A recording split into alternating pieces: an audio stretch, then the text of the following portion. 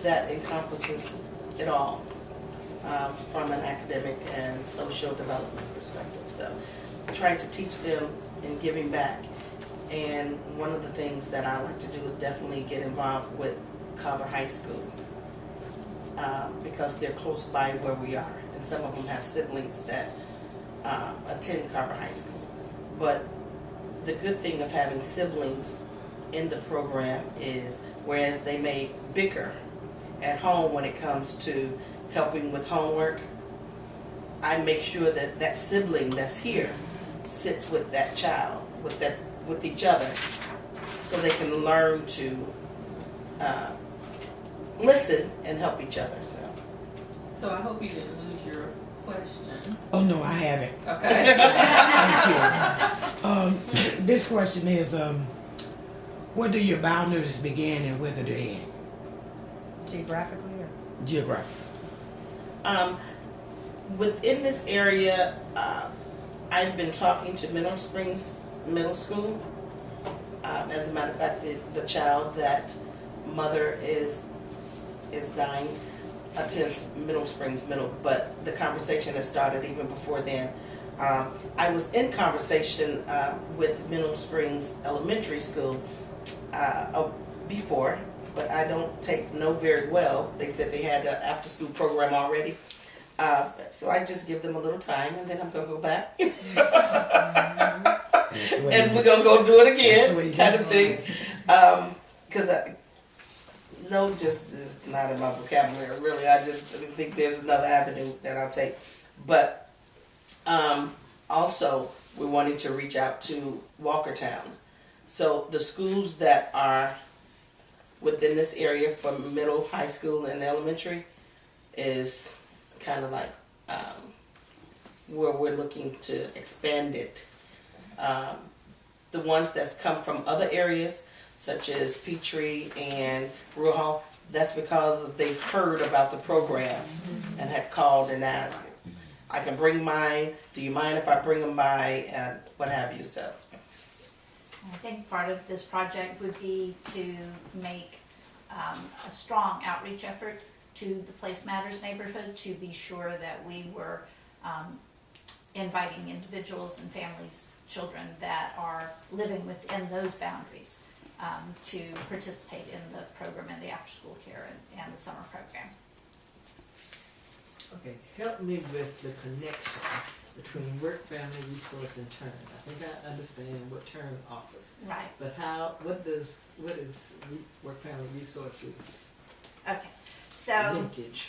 the way we came to this project was to try to look at childcare. Because we do a childcare subsidy that is funded by Smart Start, we see so many individuals that live in this area of Winston that don't work quite enough to qualify for childcare subsidies. Okay. And so we saw the struggle that those families were facing trying to have childcare of any kind. And childcare, when you look at it, it is from that little baby that's Right. just 0 born. 5. Okay. To- What you traditionally have done. Right, Okay. but all the way through school Okay. and until they're, 12, 13 years old. You don't really want to leave a 12 or Okay. 13-year-old alone. And so looking at childcare as a continuum across that full age range, trying to build the supply of high-quality care in this community Okay. so that families will be able to, whether they make the choice of a relative, a friend, a neighbor, a licensed care program, an after-school care program, a summer care program, that across that continuum of care, that there would be, no matter the choice that a parent made, the quality would be high quality. So we work primarily in many of the work we do now, just because of the way we're funded, it's more on the younger end. Now, when we work with family child care homes, some of those do after-school care as well. But when Carrie came to us and said, we're trying to expand our program, we're trying just to make it viable, I said, well, part of what we have done all along is support child care programs and try to help them better their quality, figure out their business things. And so we came together for this project so that the supply of childcare within the community that was affordable and flexible enough to meet those hours that parents are working would expand and be of good quality. And then we joined with Turn to be able to try to expand this fabulous program they have for that after school and summer care component. And if I can just So interject as well, I'm sorry. conceptually, these could have been two different applications. It could have, however, they do provide, because I'm also Yes. a product of Work Family, but they also provide the professional development as well. So as we get residents in terms of assisting us, Yes. then Work Family offers professional development. Like the lady that said she wanted to open a Right. facility. And they do, and we do Professional get that. development Or program. around Right. behavioral challenges, Right. around Okay. infant toddler But that's not what you care. do, school that's age what care. you do anyway, right? Okay, Mhm. right. Mhm. Okay. And it would also assist Turn staff in learning how to Right. work with children with other, maybe some that had some other issues, but also from our parent engagement. It also helps our parent engagement because a lot of them won't know, they don't know about SID.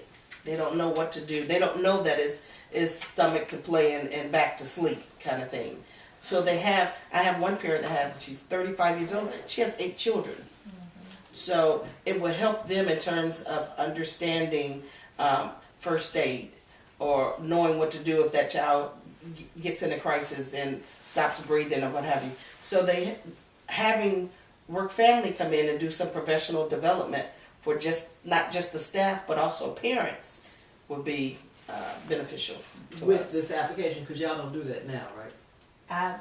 We have not. Most of the professional development that we do is for With licensed care. Right. It is for licensed care programs, so child Okay. care center staff, family child care that is licensed care. Okay. The hope with this project is that those kinds of opportunities could be opened up to the informal care that is available in a community, and that really is what more residents tend to utilize if they do not work enough hours to qualify for child care subsidy. To pay out of pocket for child care in a licensed facility tends to be at $5,000 to $7,000 a year. And if you are working in a lower paid job, that is a struggle. And then waiting list at DSS tends to be around 3,000 kids a year, and ours is around 150 to 200. So oftentimes, even if you qualify, you're stuck on a waiting list. So how do you keep that lower paying job and have your child be somewhere? So trying to expand that family, friend, and neighbor care that is often available for those fewer hours. It's more flexible. Arrangements can be made for lower payments or trading services with parents and the caregiver. Would offer an expanded opportunity for meeting childcare needs. But there's nothing in your cost structure that talks about scholarships, right? That's not an option. We don't at this point in time. It's we have we'd like to. That's expensive. If we could afford to offer scholarships, we just don't have a resource like a separate pot of money for that right now. Currently, we serve probably with the Smart Start funds about 350 to Kids 400 a year. children a year, and that costs 1.9 million to serve those families in child care, those children. And so we didn't think United Way had 1.9 million to do some type of scholarship program. And then you still are serving a small number of children versus possibly being able to serve 1,000 to 2,000 children in this more informal setting, but just making sure people are serving children, but they don't always have the skills that they need. So the goal of the network is to try to help people get the skills to be able to do a good job. So whether those children are with grandma, with auntie, with a friend, that they'll be prepared when they get to school. Okay, so now you're advocating licensed childcare facilities as well as informal networks. Well, the informal networks are happening. I know, but Whether developing the skill sets of the Right. informal Right. networks. Right. You know, there's a, we've heard a lot about, and I know I recognize you from many of the meetings that we all attend, but anyway, one of the things they talked about at the Forsyth Promise meetings were that there is this population of families that we don't know where the children are from, but they're coming into school. We know they've been cared for, but you know there's a pocket of families that are not going to licensed childcare. But we know they're coming to school not ready. We know all these things. So where are they?